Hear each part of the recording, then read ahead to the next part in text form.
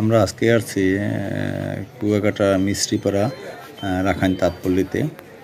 এখানে বিভিন্ন ধরনের তাঁত শিল্পের মালামাল, জামা কাপড়, রাখাইনদের তারা যে ব্যবহার করে জামা কাপড়, এবং এখানে ছেলে বাচ্চাদের ছোট ছোট পাঞ্জাবি, সুন্দর সুন্দর বাচ্চাদের গহনা, যেগুলো সাগর ভিত্তিক মানে ঝিনুকের থাকে, সেগুলো এখানে পাওয়া যায়। বিশেষ করে এখানে তাঁতপল্লী এই জন্যই যে এখানে তাঁতের শাড়ি তৈরি করা হয়। আমরা আজকে দেখাবো তাঁতের শাড়ি কীভাবে তৈরি করে, যে ধরনের মেশিন দিয়ে তাঁতের শাড়ি তৈরি করে, সেটা এই যে আপনাদের দেখাচ্ছি।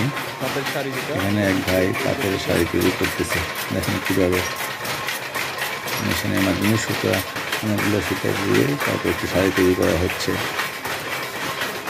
এছাড়াও আছে রাখাইনদের আদিকালের যে তাঁত দিয়ে কীভাবে মেশিনের মাধ্যমে কাপড় তৈরি করতো, সেটাও এই যে আপনি এটা যদিও জাদুঘরের মতো মানে এখানে সাজিয়ে রেখেছে দর্শনীয় আসে তাদের দেখার জন্য।